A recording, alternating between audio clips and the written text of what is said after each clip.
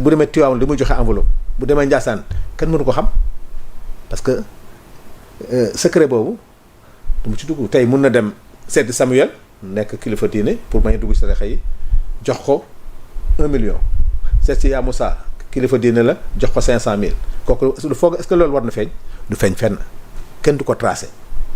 da ngay nekk président de la République am ay généraux yow yaay choisir le chef d'état-major c'est homme de confiance mun na bañ a nekk ci ancienneté mun na nekk c'est homme de confiance mais président bon am na yoo xam ne doo ko c'est-à-dire y a des choses wax am na ci loo xam ne lu bëri solidarité africaine am na ci loo xam ne bon doo ko tudd fii gars yi nga ko tuddee xaw ma espionnage wóoruma ça du ma dugg ci détail boobu parce que état am na sécurité nu muy gérer sécurité yooyu yëpp nag ay fonds maintenant bu ñu ma ko joxee muy ay fonds spéciaux bu nekk nag c'est tracé parce que c'est une loi des finances la loi des finances amul fenn fu ñu bind na jox nañ la xaalis bu ñu du tracé c'est des budgets programmes maintenant li ñuy wax mooy comme que dañ ko wax fonds politique des fois président bi daan na jël xaalis di dimbale parti di dimbale ay nit di def nangam loolu xam nga moo taxoon gars yi def ko foofu ne foog ne xaalis la boo xam ne loolu neex nga def déedéet ñu Ousmane Sonko ne utilisation moo baaxul on va créer même une commission boo xam ne buy saytu l'utilisation des fonds c'était na ci assemblée c'était na ci ay secteurs yoo xam ne ñooy nar a saytu maintenant l'utilisation de ces fonds parce que mënul bañ a ñàkk équipe nationale mun nay dem tey di fubali dans le budget du ministère 12e gaynde mën na ko bañ a prévoir am na yeneen réalité yu am yoo xam ne tegtal ñu jël ñu ne nga dégg ñu ne président dimbali na wala président jël na avion bi jox na ko équipe nationale mais dans l'utilisation de l'avion am na ay charges yoo xam ne c'est pas prévu par le ministère par rapport à l'utilisation de l'avion li ñuy reproché Ousmane Sonko lu ci sa position mooy la ma la wax le fait que muy tukki ak li nga xamante ne mooy avion présidentiel bi te nee nañ fi mu ne ni bokk na ci rationaliser dépenses yi ñoom ñi nga xamante ñoo nekk au sommet de l'État di kilifa yi réew mi nu wane ci exemple Abdou Mbow démb rek xam naa ci biir waxtaan bi dinañ ñëw ci code des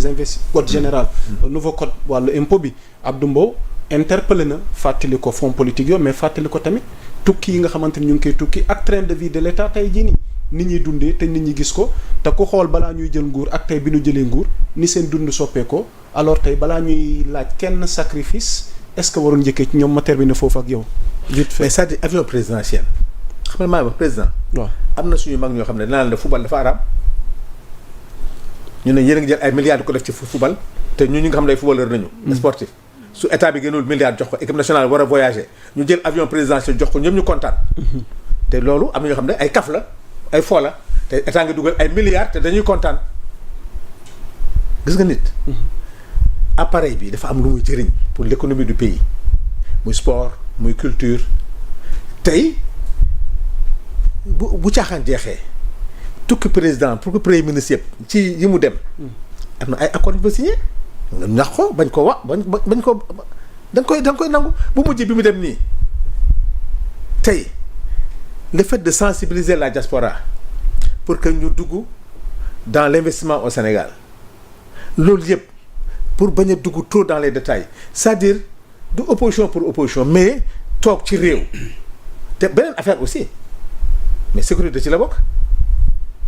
Ousmane Sonko c'est pas comme un premier ministre l'ancien banquier damay fàttali kii Abdou Mbaye c'est pas la même chose du question sax ëpp xam-xam déedéet mais sur le plan sécurité ñëpp xam nañ ne j'ai beaucoup de respect ah tey un Sadio Mané n'a rien à voir ak Yaa Moussa ni ku nekk dafa am nooy toll ci àddina sa sécurité sécurité Ousmane Sonko du sécurité caaxaan fi mu toll nii ci Afrique ci Sénégal nga xam nga far ak moom nga ne far ak moom am na ci loo xam ne protéger sa réew la donc moo tax li nga xam ne mooy fonds politique yi c'est l'utilisation moo bon loolu la ñuy wax ni ñu koy utiliser di ko politiquer loolu la ñuy wax ne nañ ko xoolaat defaraat ko depuis l'indépendance nag ça a toujours été le cas mais cette fois-ci Sénégal moo changé moo tax man li may joytu gis naa nomenclature bi liggéey nañ ci mais xam naa ne li ci nekk yëpp yoon la mais naka nañ ko uti est-ce que bon dans la loi de règlement am na yoo xam ne kenn doon ko ubbi. da ngay gis budget président ñu këpp ko. mais loolu mooy danañ ci ñëw ci biir waxtaan wi am na solo alors ma ñëw ci Amadou Diouf journaliste déglu nañ Sanu ma dikkaat ci laaj bi nga xamante ne moo ubbi jotaay bi laataa ñuy ñëw ci yeneen points yi rappel à l'ordre mu di mouvement politique bi nga xamante ni gis nga ñi ko composé te ñu nekk ci opposition bi fàttaliwaat tey jii ni gouvernement gi fi nekk xëy na seen i promesse waaye li ñuy dund contexte gi ñoom ñu jàpp ni vraiment wane nañ seen ay limites. ban jàngat nga am tey ci seen mobilisation gi ñu def tey ci àjjuma ji. jàngat bu njëkk bi dafay nekk benn jàngat boo xam ne sémantique la parce que rappel à l'ordre ak piqûre de rappel du benn. rappel à l'ordre mooy da nga ma lay dànkaafu waaw ma lay dànkaafu rappeler la à l'ordre ne la yoon bi nga jaar xëy na du boobu et cetera mais je te rappelle à l'ordre mais bu fekkee dama la bëgg a rappeler say promesses ça c'est une piqûre de rappel tey li ma jàpp xëy na. ñaar yi lañ def dañoo dànkaafu ba pare dóor piqûre de rappel maanaam fàttali certaines promesses yi nga xam ne def nañ ko maintenant sur la mobilisation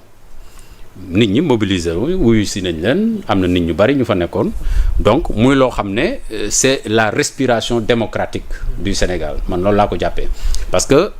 certes am na jamono yoo xam ne manifestation jafe na fi woon parce que manifestation yi nañ ko daan tëggee la parce que manifestation boo xam ne da nga ne kaay la ñu toj kaay la ñu yàq kaay la ñu déloger le président de la République boobu mën na indi fitna mais manifestation bi nga ne dañuy rappeler ñi fi nekk seeni dige wax leen ne fi ñu jaar ci sunu gis-gis du yoon woowu boobu manifestation warul mën a indi violence bu fekkee ne nag opposition bi ci manifestation yi la ñu inscrire moi je pense que démocratiquement c'est louable nañu continuer ci loolu bu ñu amee lu ñuy ñaxtu ñu génn wut autorisation c'est vrai que sax c'est un régime déclaratif day par abus de langage la ñuy wax déclaration rek mais kii nu mu tati autorisation mais c'est pas une autorisation donc il faut déclarer pour ñu mën la encadrer maintenant à partir de ce moment nit ñi mën di manifester ñu dellu ci tradition manifestation du ñu manifester ba pare ñuy agresser ay nit wala ci biir manifestation ñuy toj ay infrastructures wala ay trucs publics wala privés donc l'objectif c'est pas ça l'objectif d'une manifestation c'est d'exprimer sa position et d'exprimer son peut-être son ras-le-bol c'est les deux à la fois lu la ci neex nga def ko mais l'essentiel dans les limites de li nga xam ne moom la la yoon may maintenant dans le fond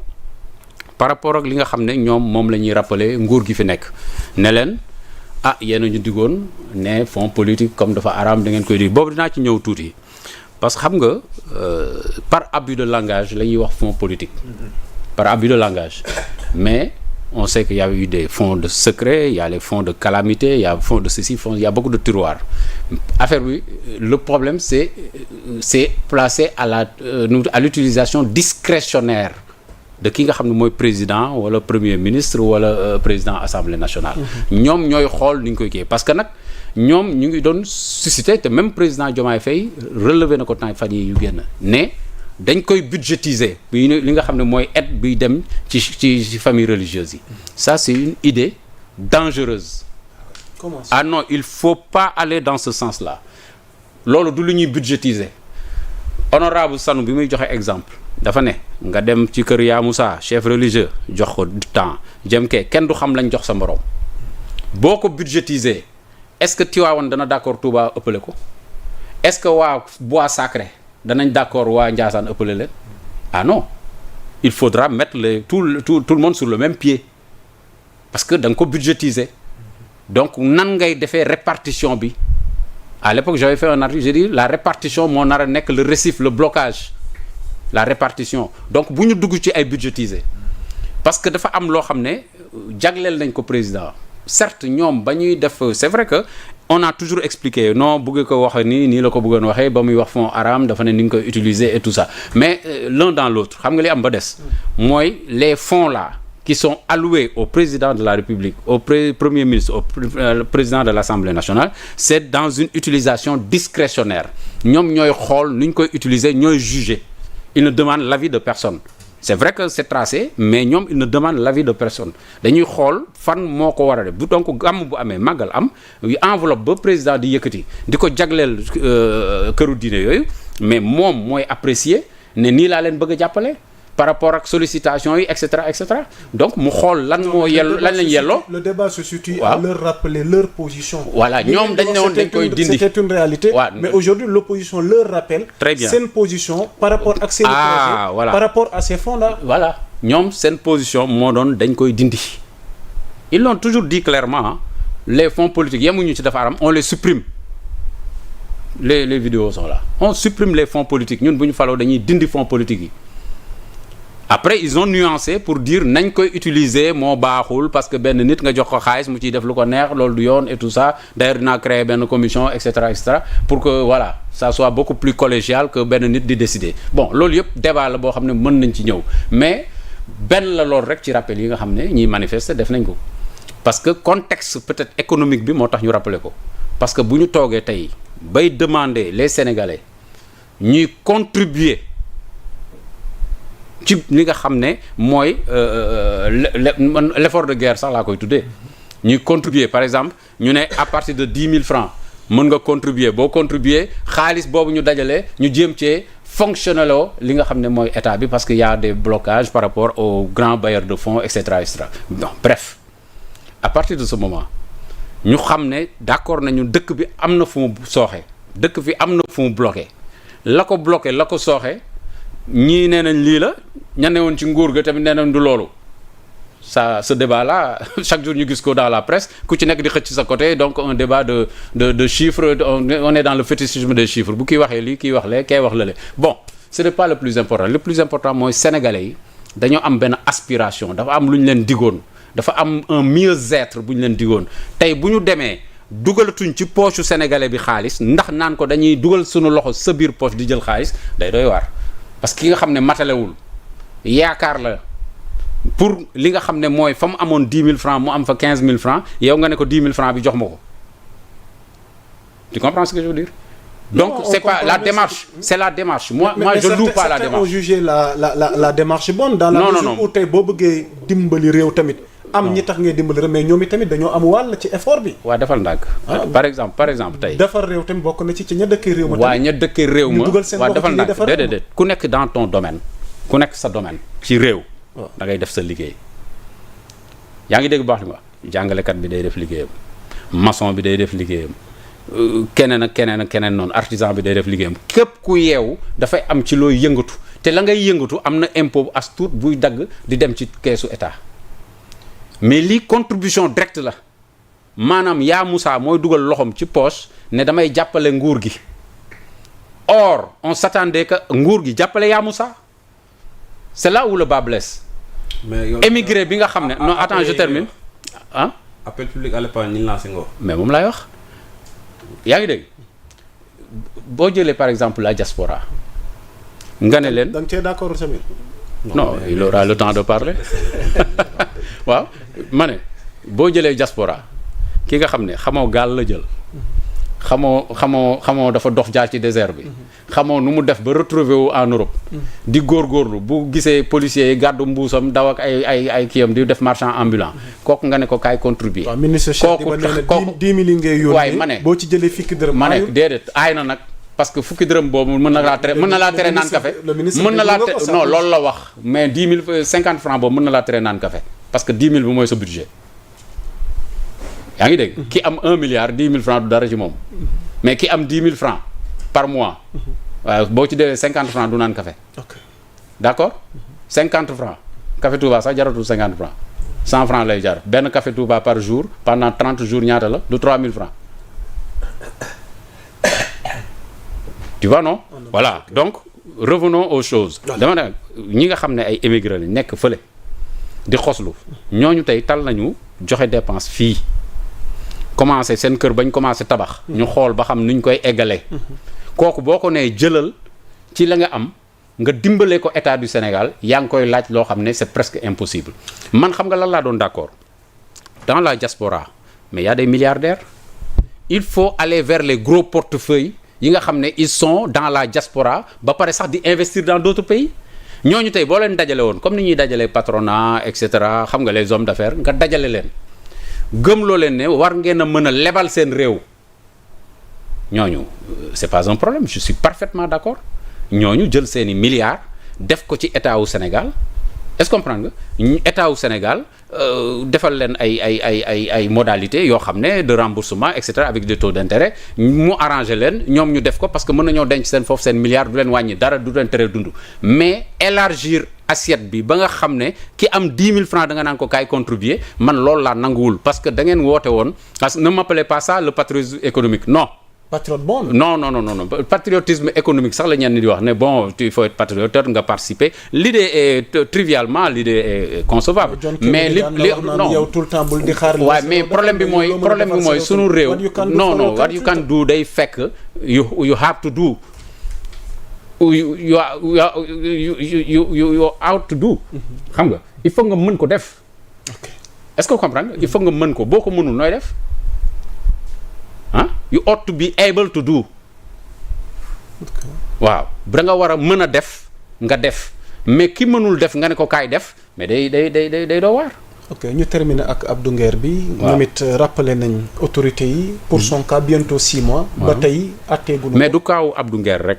Abdou Nguer ay Farba Ngom et tout ça parce que moi j'ai un problème avec le CENTIF. waaw bëggoon CENTIF non dama koy tënk rapidement rek. parce que dossier bu dama bëggoon ñu jeexale ak rappel à l'ordre. waaw mais mooy am c'est-à-dire que man c'est le pôle judiciaire financier déjà. vous avez un problème avec. non CENTIF parce que pôle judiciaire financier CENTIF lu mu ko jox da koy jël comme argent comptant. bu la jotee tey ñu dóor la ay mandat de dépôt non ça doit pas se passer comme ça parce que les rapports de CENTIF ne respectent pas le principe du contradictoire amul CENTIF day ñëw xool ay traces daal di ne yow yaa Moussa gis nañ ne am na xaalis boo jëlee trésor xamuñ ne da ngaa liggéeyal administration mu fay la ensuite il voit que yow yaa Moussa jox nga ma xaalis bu jógee sa compte ñëw ñun tracé trésor la jógee ñëw dugg ci compte yaa Moussa jóge compte yaa Moussa ñëw sama compte man donc y a des transactions douteuses bref ça s'arrête là mais boo woowoon les concernés war nañ ko dugal si les prérogatives di li nga xam ne moom mooy CENTIF woo les concernés teg leen ne leen mais yéen gis nañ transition bi lan mooy seen version nga xam ne c'est une version contradictoire la ñuy jël dajale ko dans un rapport ñu jox ko waa pôle judiciaire à partir de ce moment le pôle judiciaire pourra apprécier bu fekkee ne dañuy ubbi instruction on instruit à charge et à décharge bu boobaa li waa ji wax di décharger boppam ngeen apprécier ko li ñee wax di charger ngeen apprécier ko ngeen boole ñaari mais à partir de ce moment où c'est le CENTIF qui dans un bureau jël seen rapport defar seen rapport taxañ jox CENTIF tey ñu ngi lay tuddal ay Wally Seck non dama pare naa ci ñu ngi lay tuddal ay Wally Seck di la tuddal ay Amadou Sall di la tuddal ay Farba et cetera te personne ne peut te dire exactement lan mooy transaction bi lan la dañoo sàcc xaalis dañoo jaay wala lan lañ def exactement il faut qu'on nous le dise mais loolu rapport CENTIF waxu ko léegi nag bu nga xam ne mooy pôle judiciaire financier bu jotee dossier bi da lay dugal ci kaso bi balaa muy enquête. ok en 18 mois nouveau régime bi wane nañ seen i limites c'est des propos de Moustapha Diakhaté. ma jeexal foofu ak yow laata may ñëw ci Samuel. waaw bon en fait c'est son appréciation man du ma appréciation wu jàmbur man sama appréciation lay joxe. j'ai vu que lance sur globalement la ñu waxoon nit ñi ci ay promesses lu bëri nekkul ils sont dans des réformes nag ñoom. institutionnel ci li ma gis mais en termes d'investissement gisaguma lu ñu investir gisaguma benn investissement xëy na xaalis pour investir moo amul wala boog investissement moo jotagul pour ñoom wala boog dañ ne nañu defar suñuy institution on revoit tout on fait tabula rasa ñu repartir de zéro léegi nag soog a nag ñun commencer investir mais boobaa day fekk 5 ans yi jeex parce que ay 2 ans et demi moo ci des 2029 bokkul. ok 2028 c'est une année préélectorale liggéey du am. ok ma ñëw ci Samuel loolu ubbi bi la woon rek alors Samuel par rapport ak question bu njëkk ba ak xëy na déglu nga sa naataango yi kenn ku ci nekk position bi nga taxawee alors mu bàyyi la ak kàddu gi Samuel pour nga ubbi waxtaan wi ci sa xalaat yow di rafetlu marche bi parce que lii mënul woon am ñun suñu temps dañ doon bind marche kenn du ko accordé bu ñu naree yëngu ñu wàccee Moussa Fall ak Antoine Diome ñu téew ñu duñu xaw a rey kon donc nañ sant yàlla tey Sénégal am na démocratie ba nit di am lu ko naqari mën a dem bind préfet accordel ko police ñoo encadré ko mu def wax li mu bëgg a wax yépp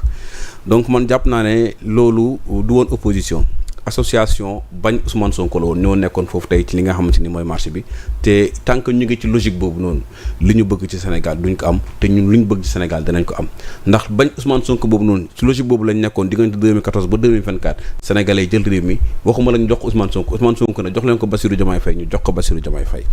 donc te li ma ci gën a jaaxal mooy initiateur bi Abdou Karim Gueye ku ko xam virulence am ak Macky Sall da ngeen a sàcc suñu milliards da ngeen a détourné suñu xaalis loolu lañ ko doon jàppee di ko yóbbu kaso à chaque fois tey ñii ñëw woote reddition des comptes amul kenn kuñ jàpp ci parparloo ñëpp ci rapport lañ leen jàpp ci rapport yoo xam ne li ci gën a grave ñoom ñoo ko def ci seen gouvernement ñun amul benn rapport tey bu état du Sénégal bii actuel régime Diomaye Faye ak Ousmane Sonko jàppee nit ci loo xam ne ñun ñoo ko def rapport bu ñu def amul rapport yi ñu jàppee ñëpp tey waa ñi nekkoon ci ancien régime bi rapport yooyu ñoom ñoo ko def ba buukale ko Macky Sall teg ci concu Macky Sall boobu moo dañ ñu jël rapport yi di ko yóbbu fi nga xamante ni mooy ci yoon te ñëpp gis nañ traitement bi ci amul kenn kuñ woo jalgati sa àq wala sa yelleef tey jii Abdou Karim Gueye boobu mu bëgg a taxawaat ne moom rëccu na te mi ngi baalu àq Macky Sall te moom nee na dafa dañ ko indiloon en erreur. yéen a ko indi en erreur